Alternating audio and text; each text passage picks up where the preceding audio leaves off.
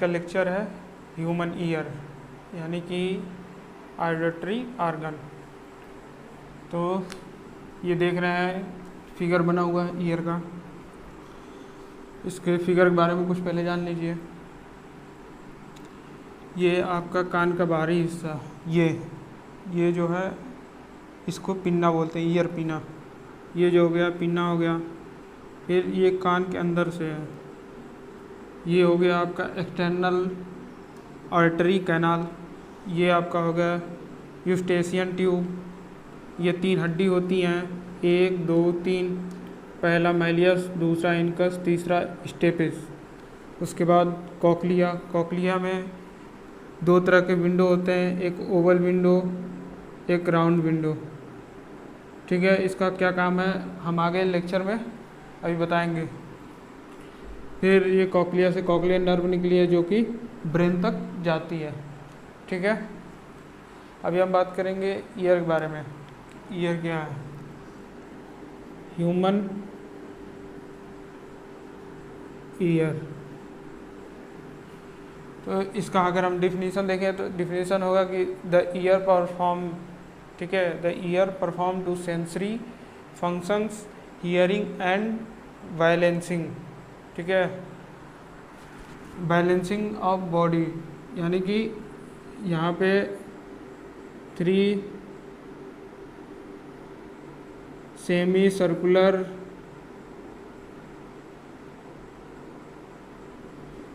Circular tube होती हैं जो कि बॉडी को बैलेंस करने का कार्य करती है।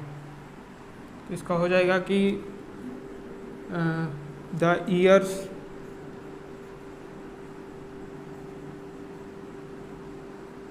performs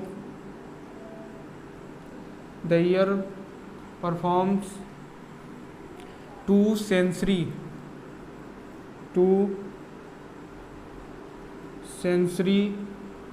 functions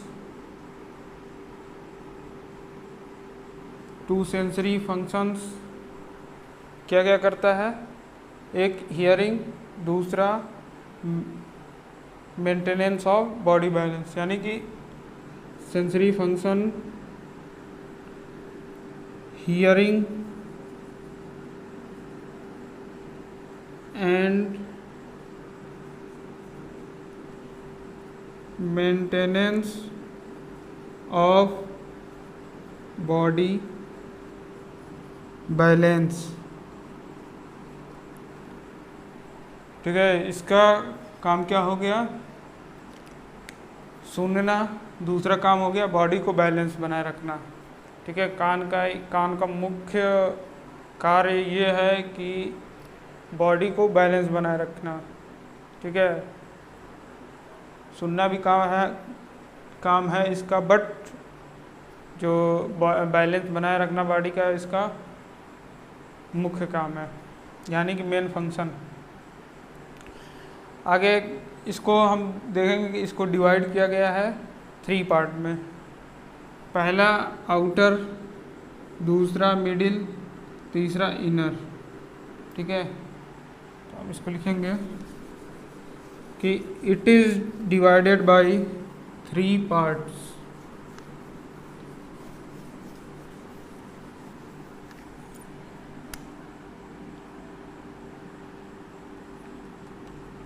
divided into 3 parts। पहला आपका हो जाएगा आउटर ईयर, दूसरा आपका हो जाएगा मिडिल ईयर, और तीसरा आपका हो जाएगा इनर ईयर। ठीक है, अब देखेंगे कि आउटर ईयर में क्या क्या आता है। आउटर ईयर में आपका आता है ईयर पिन्ना, ठीक है, और एक्सटर्नल ऑडिटरी कैनाल। ये हो गया आउटर ईयर। आउटर ईयर में क्या क्या आता है? Pinna, and external auditory canal. External मतलब बाह्य, मतलब कि बाहर, ऑडिटरी मतलब सुनने वाला, कैनाल मतलब नलिका। जो बाहरी या सुनने वाला नलिका है उसे एक्सटर्नल ऑडिटरी कैनाल कहते हैं। ठीक है, अब मिडिल ईयर में देखते हैं कि क्या आता है। मिडिल ईयर में आपका आ जाता है टिम्पैनम। ठीक है, टिम्पैनम इसे बोलते हैं, ईयर ड्रम को ही टिम्पैनम बोलते हैं।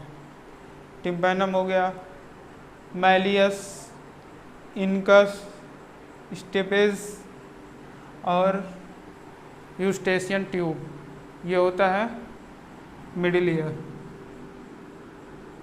मिडिल ईयर में आपका हो गया tympanum.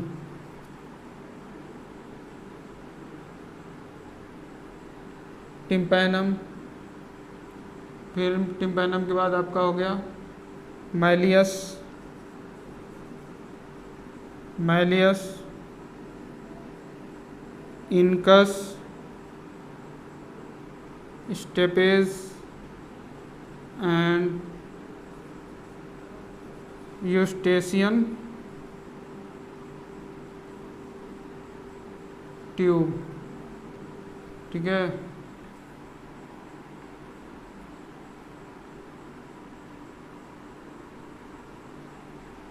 Eustachian tube. Inner ear में क्या क्या आता है? इनर ईयर की बात करें तो इसमें हो जाएगा आपका कॉकलिया एंड कॉकलियर नर्व।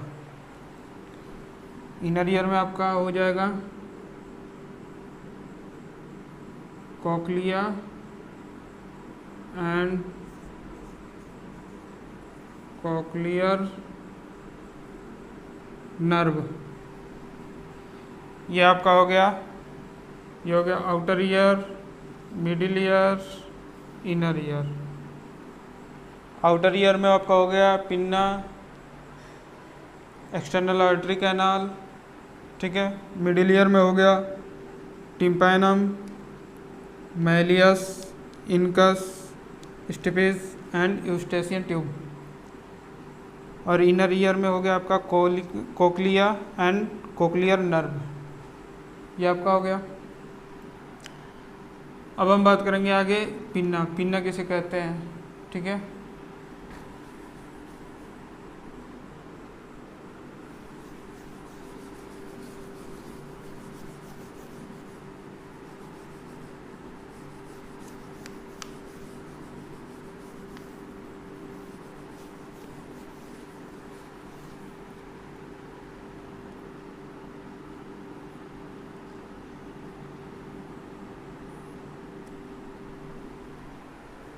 जो पिन्ना होता है, कहते किसे हैं? पिन्ना होता है कान के बाहरी भाग। ये जो देख रहे हैं ये है pinna.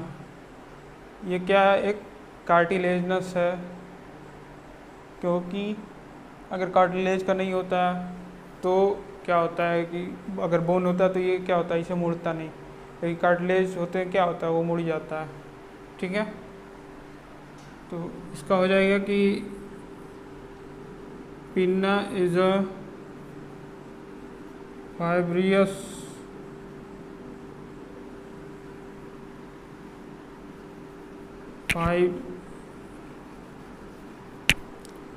Fibro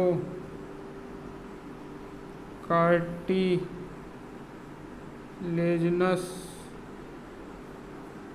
connective tissue. Pinna क्या है? Pinna is a fibro cartilaginous tissue. ठीक है, और यह क्या है? यह एक प्रकार का प्लेट है, कार्टिलेजनस प्लेट टिश्यू या टिश्यू बोल सकते हैं। इसमें क्या होता है कि it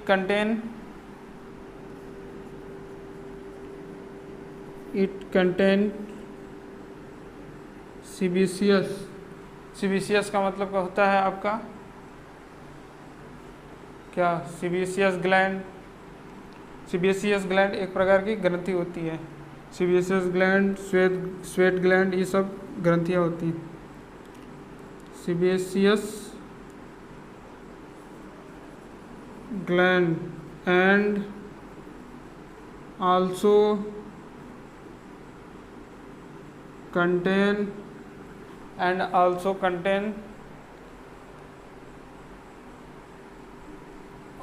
sweat gland and also contain sweat gland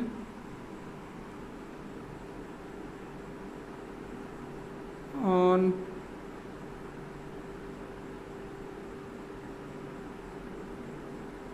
posterior surface of auricles। ठीक है, एक बार और देख लीजिए। Pinna is a fibrocartilaginous connective tissue. ठीक है, it contains sebaceous gland and also contains sweat gland on posterior surface of auricles. Auricles का मतलब ये होता है, ये इसे ऑरिकल्स बोलते हैं, ये जो किनारे किनारे है ये ऑरिकल्स होता है। इसके पोस्टेरियर मतलब पीछे की साइड इधर क्या होता है, स्वेट ग्लैंड पाया जाता है, यानी कि श्वेत ग्रंथि यानी पसीने वाली ग्रंथि। सीबेसियस ग्लैंड मतलब तैल ग्रंथि। ठीक है, तो ये तो आपका हो गया स्वेट ग्लैंड, अरे सॉरी पिन्ना। अब हम आगे बात करेंगे इसकी एक्सटर्नल आर्टरी कैनाल की।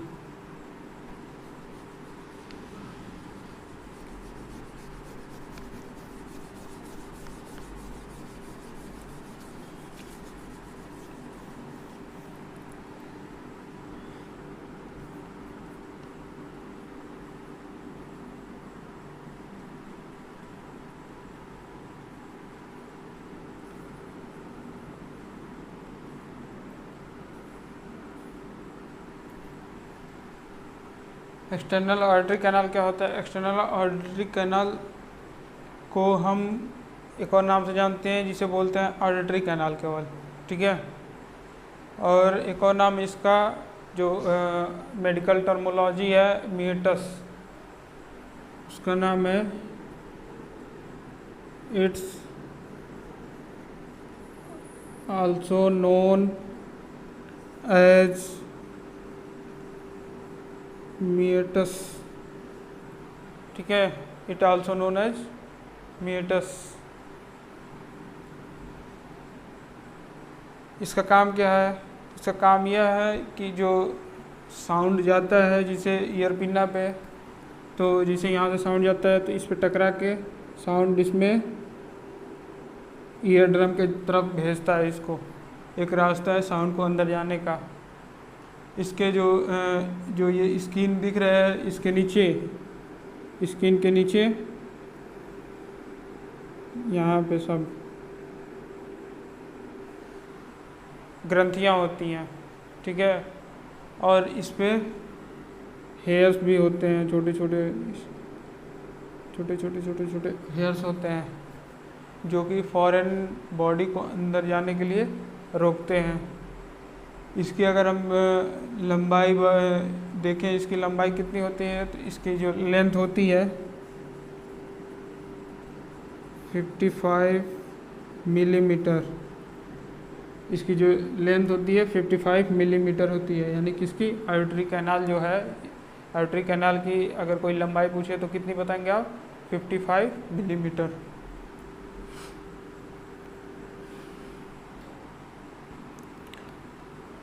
अब आगे देखेंगे कि इसमें जो हमने बात की थी अबे की जो ग्लैंड्स होती हैं, कौन सी ग्लैंड्स होती हैं ये देख लीजिए। इसमें एक सेरुमेनियस या सेरुमिनियस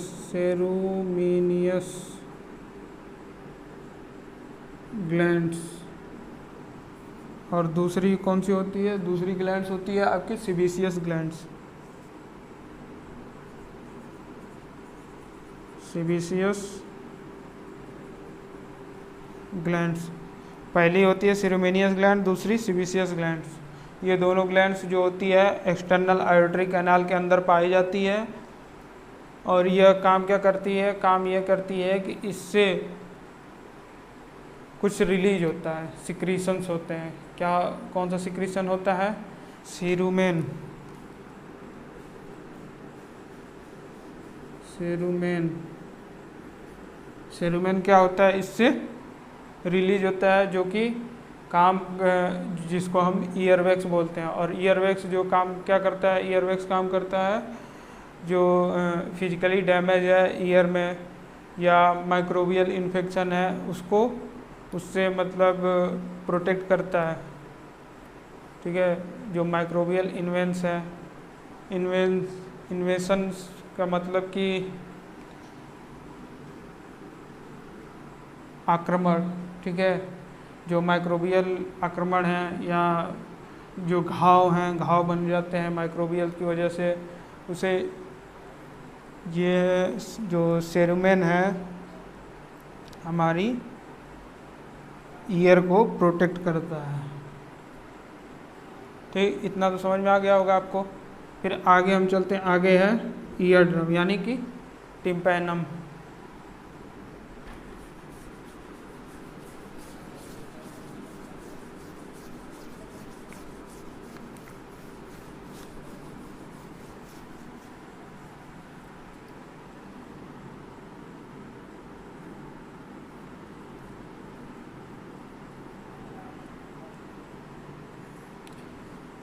टिम्पैनम, टिम्पैनम का मतलब कि ईयर ड्रम। टिम्पैनम को हम ही ईयर ड्रम बोलते हैं। टिम्पैनम का कार्य क्या है? टिम्पैनम एक बहुत बड़ी जो भूमिका निभाता है सुनने में। ठीक है, अगर टिम्पैनम नहीं हुआ तो क्या होगा? हमें सुनाई नहीं देगा, या किसी किसी को देखते हो कि बहुत कम सुनाई देता है, या जो बहरा हो जाता है। कभी कभी ये भी देखा होगा आपने कि सुनता तो है बट बहुत बहुत कम, यानी कि बहुत ज़ोर से उसे बोलो तब उसे सुनाई देता है। तो उसमें क्या, उसकी टिम्पैनम डैमेज हो चुकी होती है। तो टिम्पैनम क्या करता है? सुनने में बहुत बड़ी भूमिका निभाता है। तो यह एक प्रकार की जो मेम्ब्रेन होती है, मेम्ब्रेन का मतलब एक झिल्ली होती है इसे।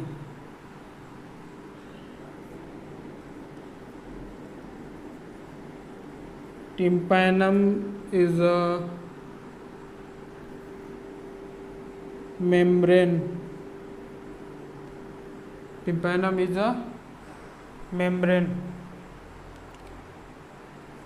और यह क्या करती है कि यह सेपरेट्स करती है अलग, मतलब कि मिडिल ईयर और इंटरनल और एक्सटर्नल और मिडिल ईयर को बांटती है।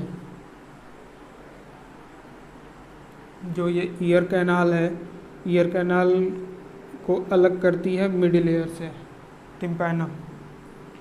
इसका एक ये काम है। दूसरा काम आपका यह है कि ये जो साउंड इसमें जाता है उसको, साउंड को क्या करती है? एब्जॉर्ब करके वेव के माध्यम से अंदर की तरफ मिडिल ईयर तक भेजती है। मिडिल ईयर, फिर मिडिल ईयर से चला जाता है इनर ईयर तक। ठीक है, तो टिम्पैनम जो होता है यह एक थीन मेम्ब्रेन होता है, मतलब एक पतली झिल्ली होती है जो कि एक्सटर्नल ईयर और मिडिल ईयर को अलग करती है। जब यह वाइब्रेट होता है तो साउंड वेव हमें सुनाई देता है, मतलब कि साउंड वेव के द्वारा जब यह वाइब्रेट होता है जिसकी वजह से हमें सुनाई देता है। ठीक, आगे है ये 3 ऑसिल्स हैं। ऑसिल्स मतलब कान की हड्डियाँ। जो 3 कान की हड्डियाँ होती हैं वो मैलियस, इनकस, स्टेपिस।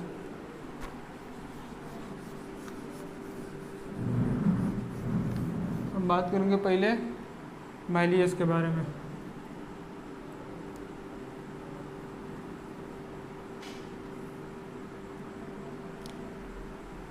मैलियस क्या होता है? Malleus is the largest bone of the middle ear, मतलब पूरी बॉडी की लार्जेस्ट नहीं है, ये केवल ईयर की, जो ईयर होता है, ईयर में 3 हड्डियाँ होती हैं, मैलियस, इनकस, स्टिपिस। तो यह जो हड्डी है, मैलियस हड्डी, वो लार्जेस्ट है, largest bone of the middle ear. तो ये है, ये आपका मैलियस, हम लिखेंगे कि largest bone of the middle ear. Malleus is the largest bone of the middle ear. जो इसका शेप होता है हैमर की तरह होता है।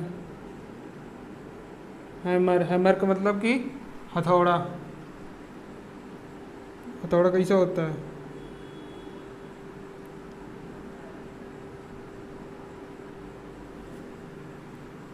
देखिए है ना, हथौड़े की तरह, इधर भी निकला हुआ है, इधर भी।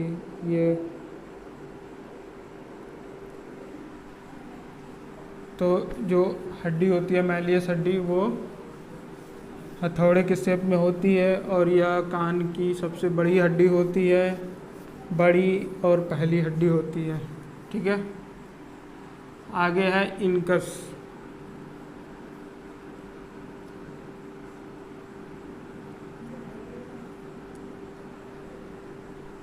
इनकस क्या है?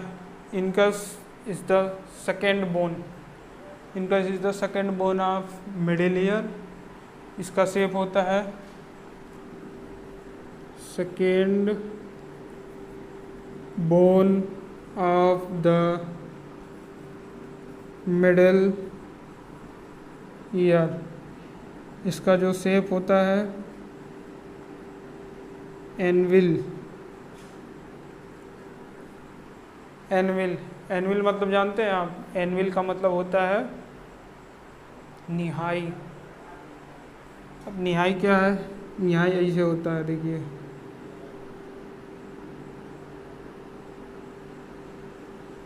ये होता है निहाई। देख रहे हैं, ये निहाई जैसे है। इसकी जो शेप होती है कैसे होती है? निहाई की तरह। इसे बोलते हैं एनविल।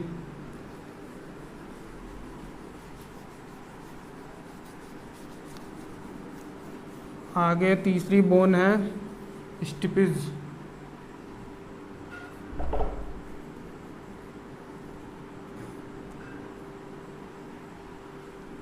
तीसरी बोन आपकी है स्टिपिज। स्टिपिज का होता है कि हम, ये सबसे स्मॉलेस्ट बोन है।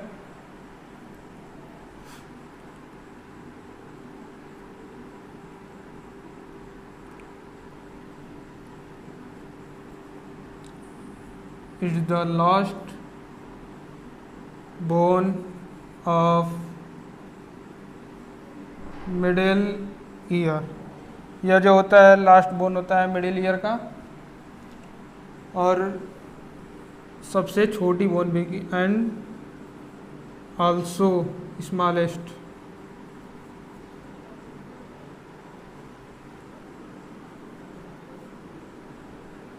यानी कि हम कह सकते हैं कि जो स्टिपिज है वो सबसे छोटी और लास्ट बोन, यानी कि third bone of the middle ear होती है।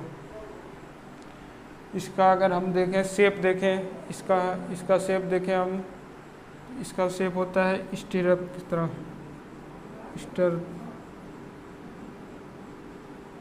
स्टिरअप स्टिरअप स्टिरअप का मतलब होता है कुंडा।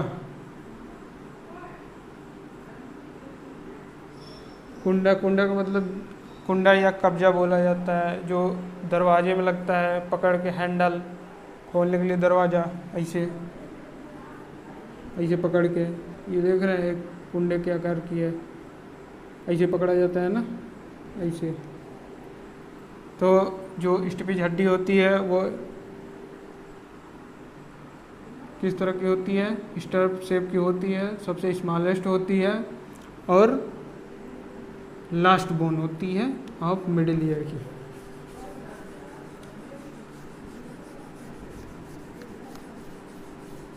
आगे आपका यूस्टेशियन ट्यूब,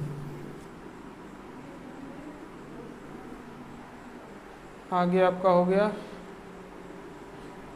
यूस्टेशियन ट्यूब।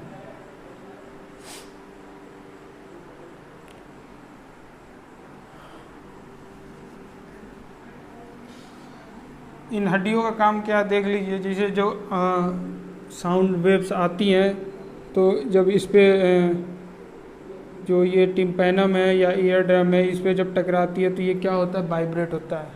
जब ये वाइब्रेट होता है तो इसके वाइब्रेट होने से ये वाइब्रेट होता है। कौन सी हड्डी, मैलियस वाइब्रेट होती है। मैलियस वाइब्रेट होने के बाद उसकी वजह से इनकस वाइब्रेट होती है, क्योंकि मैलियस जुड़ी है इनकस से। फिर इनकस जुड़ा है स्टेपिज से, तो इनकस जब वाइब्रेट होता है तो स्टेपिज भी वाइब्रेट होती है। फिर स्टेपिज जब वाइब्रेट होती है तो यह जुड़ी है कोक्लिया से, कोक्लिया वाइब्रेट होता है। और कोक्लिया जब वाइब्रेट होता है तो कोक्लिया में जो फ्लूइड भरा होता है वो भी वाइब्रेट होता है, क्योंकि जो इसमें फ्लूइड भरा है, जब कोक्लिया पूरी वाइब्रेट होगी तो इसका, जैसे मान लीजिए कि ये मार्कर है, अगर हम इसको हिलाएंगे डुलाएंगे तो जो इसके अंदर की रिफिल है या वो भी हिलेगी डुलेगी।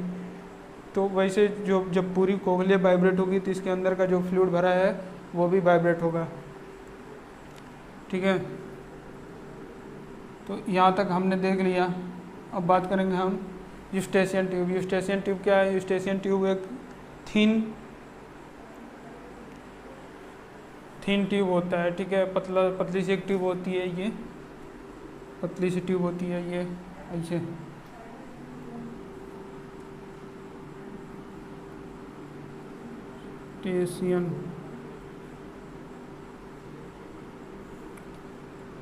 Eustachian tube, it is a thin tube of middle ear. या मिडिल ईयर की पतली ट्यूब होती है जो कि मिडिल ईयर से और pharynx, middle ear to pharynx connect होती है। It is a thin tube which connects middle ear to pharynx। जो यूस्टेशियन ट्यूब है यह एक पतली होती है, ठीक है, मिडिल ईयर में पाई जाती है, जो कि मिडिल ईयर को कनेक्ट करती है फेरिंग्स से। और फेरिंग्स में कहाँ जाकर कनेक्ट होता है, specially nasopharynx.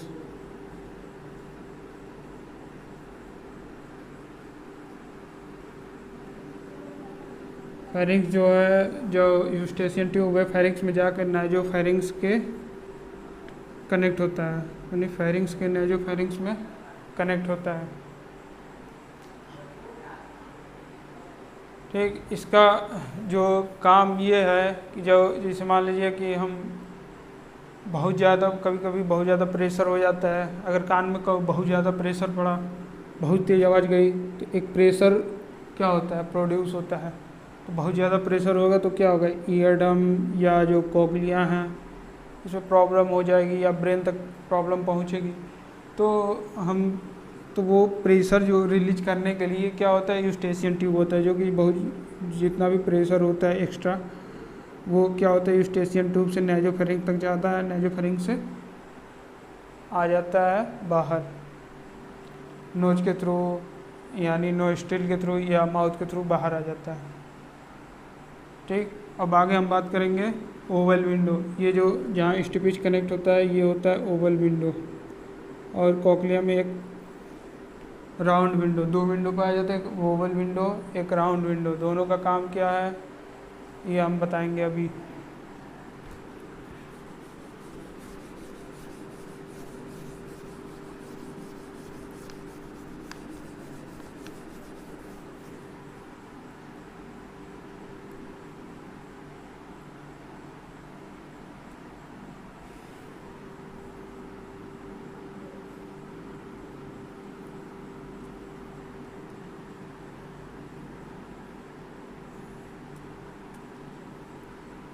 Oval window. Oval window जो क्या होता है, कनेक्ट होता है इससे स्टिपेज, ठीक है। देख रहे हैं आप कि जो स्टिपेज है वो जाके ओवल विंडो से कनेक्ट होता है। जब स्टिपेज में वाइब्रेशन होता है तो वो वाइब्रेशन ओवल विंडो के अंदर के थ्रू कॉकलिया में जाता है। इसको हम जानते हैं फेनेस्ट्रा ओवैलिस के नाम से। ओवल विंडो को हम फेनेस्ट्रा ओवैलिस, ओवल विंडो को हम फेनेस्ट्रा ओवैलिस के नाम से जानते हैं। फेनेस्ट्रा,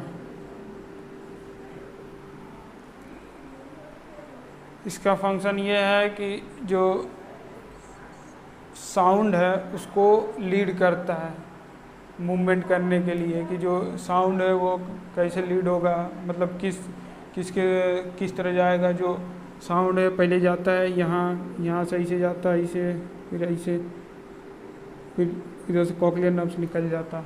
तो यह साउंड को लीड करता है कि आपको मूवमेंट कैसे करना है, ठीक है। अब आगे है राउंड विंडो।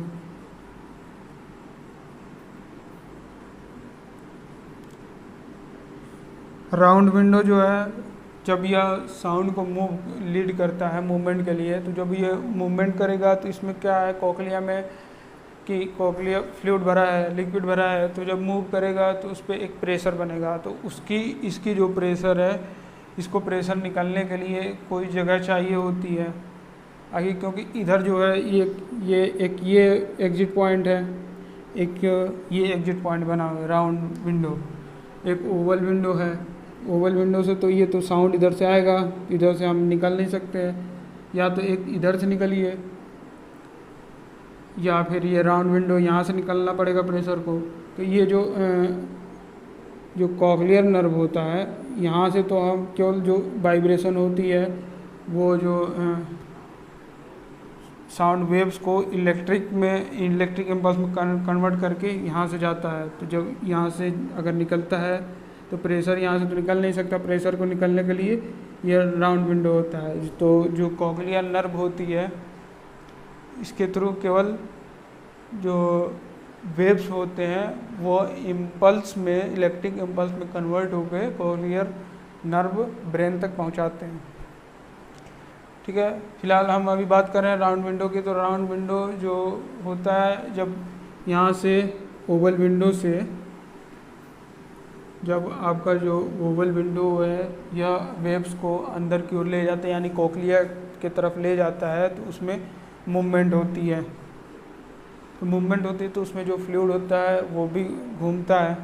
जब घूमता है तो एक प्रकार का प्रेशर होता है, उस प्रेशर को निकलने के लिए ये राउंड विंडो होता है, इसके थ्रू बाहर निकल आता है। और यह यहाँ से बाहर निकलता है और वो जो प्रेशर है ये स्टेशन के ट्यूब से होते हुए फिर बाहर नेजोफेरिंक्स में चला आता है, ठीक। और एक और काम करता है कि जब बाहर निकलता है तो इसमें जो कुछ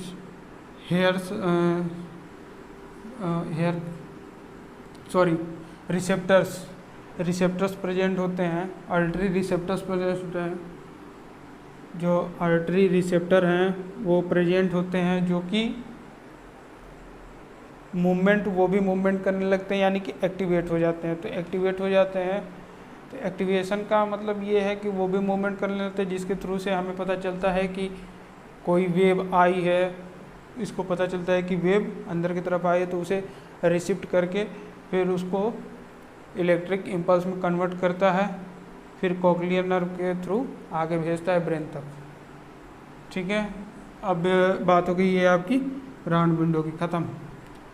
हम आगे बात करेंगे अब कॉकलिया की।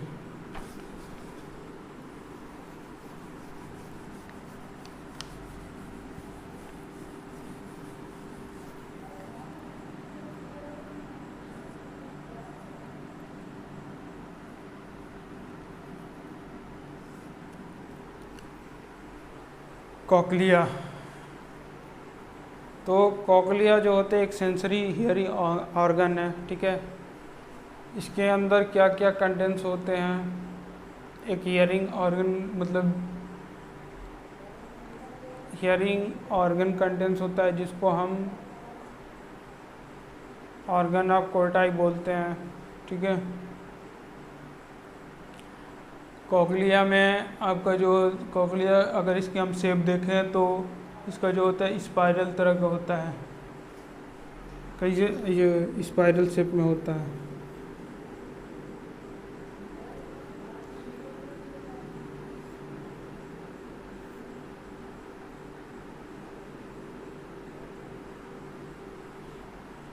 ये हो गया आपका कोक्लिया।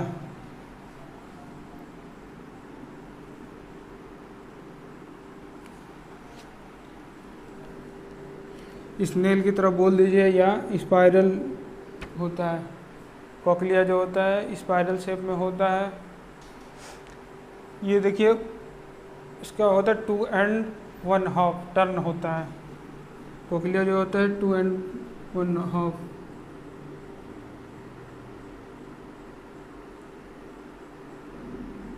देखिए एक 2 और ये आधा, यानी कि 2 1 2, यानी कि 2 हो गया, और ये 1.5 यानी कि 1/2, मतलब कि आधा।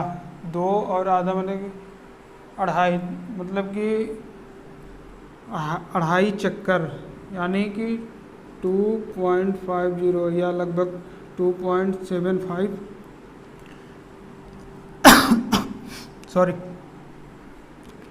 जो 2.75 होता है, ये इतना टर्न होता है, राउंड होता है।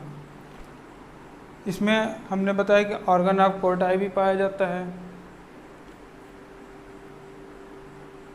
बाकी आगे जब हमने PDF दे रखा है डिस्क्रिप्शन में नीचे, तो उसमें से आप जाके डाउनलोड कर लीजिए और इसके बारे में बहुत सारी चीज़ें हैं, पढ़ लीजिएगा। बाकी जितनी बताने की ज़रूरत थी हमने बता दिया। ये करता और क्या करता है कि जो हमने अभी बताया था आपको कुछ देर पहले कि जो साउंड्स वेव्स होती हैं उसको ये इलेक्ट्रिक इम्पल्स में कन्वर्ट करता है, और कन्वर्ट करके कोक्लियर नर्व के थ्रू ब्रेन तक भेजता है।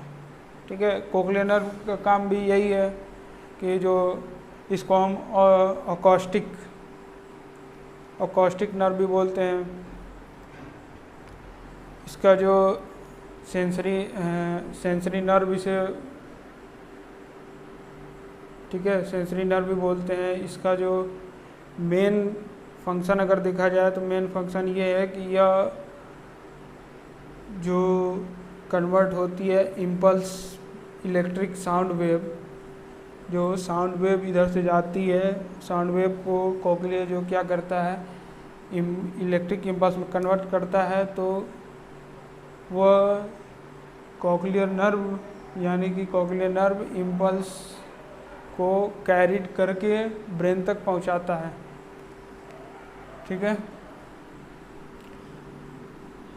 हाँ, और ये हम बात करेंगे इसको हम क्या बोलेंगे, सेमी सर्कुलर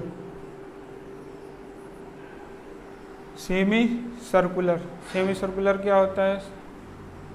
ये एक तरह की कैनाल होती है।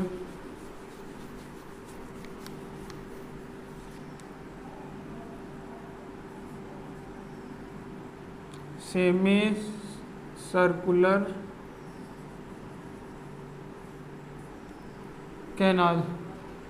सर्कुलर कैनाल्स होती है, या बॉडी बैलेंस का कार्य करती है। हमने शुरू में बताया था कि जो कान है, यानी कि इस पूरे को हम ईयर बोलेंगे यहाँ से यहाँ तक, क्योंकि ईयर के 3 पार्ट हो गए, एक्सटर्नल, मिडिल, इनर, तीनों को मिला के ईयर हो गया। तो जो ईयर है हियरिंग का भी काम करता है और बॉडी बैलेंस का भी काम करता है। तो जैसा कि अब हमने हियरिंग का पोर्शन देख लिया, बॉडी बैलेंस का पोर्शन देखते हैं। उसमें क्या आता है, ये सेमी सर्कुलर कैनाल्स। तो ये सेमी सर्कुलर कैनाल्स 3 होते हैं, 3 कैनाल्स होते हैं,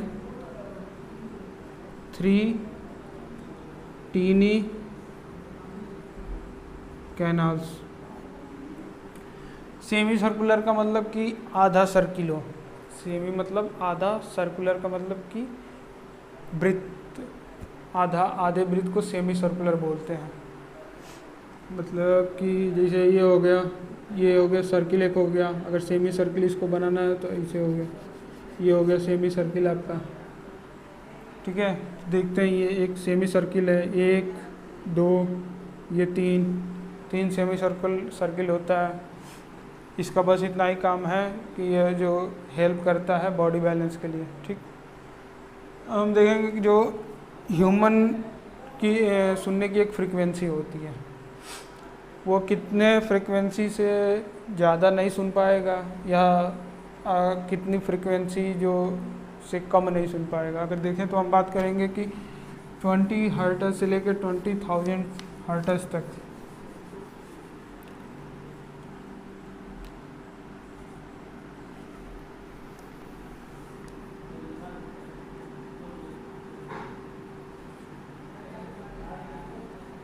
frequency of sound for human ear. Human ear के लिए फ्रीक्वेंसी जो होती है साउंड की क्या होती है, तो देखेंगे आप फ्रीक्वेंसी साउंड होती है 20 से लेकर 20,000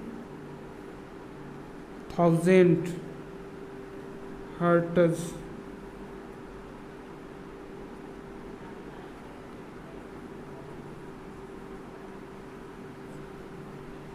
ट्वेंटी से लेकर 20,000 हर्ट्ज़ तक होती है साउंड की फ्रीक्वेंसी। इतना अगर इन दोनों के बीच में अगर फ्रीक्वेंसी है किसी साउंड की तो वो ह्यूमन क्या करता है, सुन सकता है।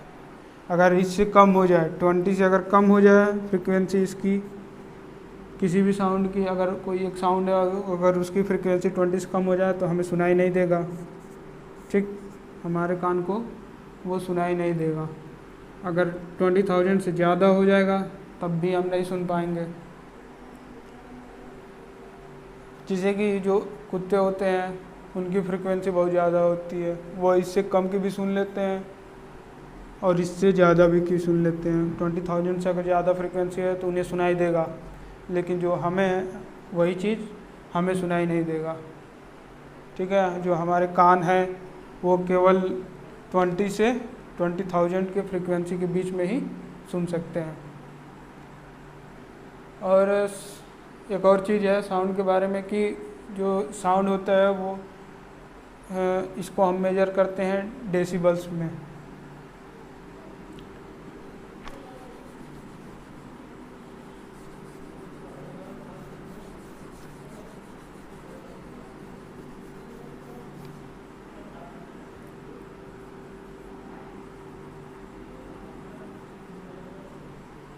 मेजर्ड साउंड को हम मेजर करते हैं डेसिबल्स में। कितने डेसिबल्स होते हैं ये आप देखेंगे अगर तो इसके डेसिबल जो नॉर्मली डेसिबल्स होते हैं वो 60 डेसिबल को ऐसे स्मॉल डी कैपिटल बी में प्रेजेंट करते हैं। तो 60 डेसिबल जो होते हैं वो हमारे लिए नॉर्मल है। जो नॉर्मल कन्वर्सेशन हम करते हैं, बातचीत करते हैं, वो कितना 60 डेसिबल के होता है। ठीक है, अगर 60 डेसिबल से ज़्यादा हो जाए तो क्या होगा, नॉइज़ पॉल्यूशन। ठीक है, अगर हम जिसे मान लो कि विस्पर यानी कि फुसफुसाना, विस्पर का मतलब होता है फुसफुसाना। फुसफुसाना का मतलब कि धीरे धीरे बात करना, बहुत धीरे धीरे। तो अगर हम धीरे धीरे हम बात करें तो उसका अगर डेसिबल देखें तो उसका क्या हो जाएगा, तो विस्पर का डेसिबल अगर हम देखें तो 30। अगर कोई व्यक्ति इतने 30 डेसिबल्स जो बोल रहा है, साउंड बोल रहा है, उसकी इतनी 30 साउंड जो है 30 डेसिबल है, तो उसको हम क्या बोलेंगे, वो विस्पर कर रहा है यानी कि फुसफुसा रहा है। ठीक है, अगर हम एबव अगर देखें 70 से अगर ऊपर हो जाए, नॉइज़ पॉल्यूशन कब होगा, नॉइज पॉल्यूशन के लिए 70 डेसिबल से ऊपर होना चाहिए। अगर 70 डेसिबल से ऊपर है तो वो क्या है, नॉइज पॉल्यूशन है। जो जैसे देखते हैं जो रोड पे गाड़ियाँ चलती रहती हैं, मोटर चलते हैं, मोटरसाइकिल भी चलती है, इंजन चलते हैं, उनकी जो अगर हम डेसिबल की बात करेंगे वो होती है 90 to 95 डेसिबल। ठीक है, किसकी होती है इतनी डेसिबल?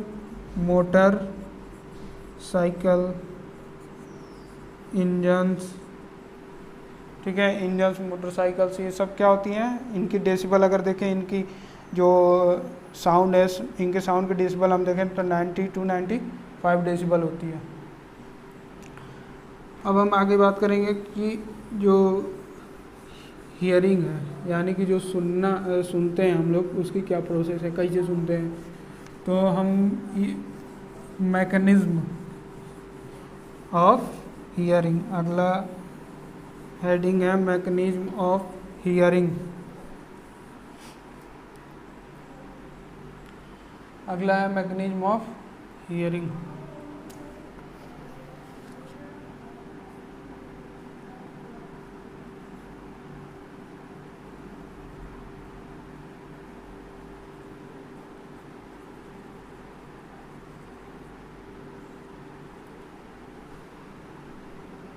मैकेनिज्म ऑफ हियरिंग, पहले क्या होगा, पहले साउंड, उसके बाद साउंड आएगा तो उसके बाद कहाँ टकराएगा, पिन्ना पे, ईयर पिन्ना पे, फिर पिन्ना से कहाँ जाएगा, एक्सटर्नल ऑडिटरी कैनाल, या हम इसे ऑडिटरी कैनाल भी केवल बोल सकते हैं, ऑडिटरी कैनाल। फिर ऑडिटरी कैनाल से आपका जाएगा ईयर ड्रम, ऑडिटरी कैनाल से आपका जाएगा ईयर ड्रम। फिर आप देखेंगे ईयर ड्रम के बाद से ये जो तीन ऑसिल्स हैं क्या करेंगे, वाइब्रेट 3 ऑसिल्स।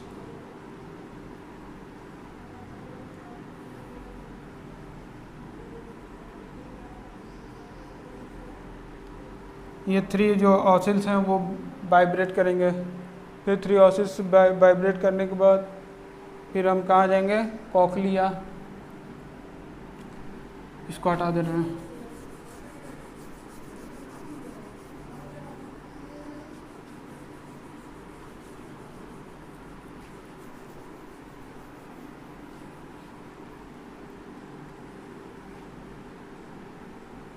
वाइब्रेट 3 ऑसिल्स के बाद हम कहाँ जाएंगे, वाइब्रेट कॉकलिया, साउंड जाएगा वाइब्रेट कॉकलिया में। उसके बाद से जब वाइब्रेट कॉकलिया जब वाइब्रेट होगा तो उसके बाद vibrate cochlea fluid.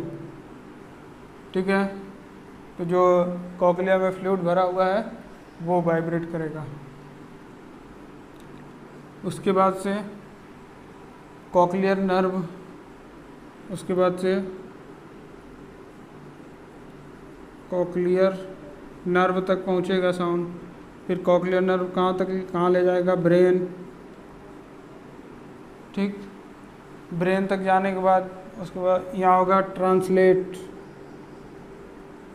Translate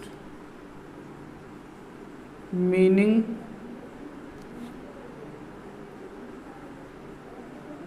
full sound. जो साउंड ब्रेन तक पहुंचेगा वो ट्रांसलेट होगा मीनिंगफुल साउंड में।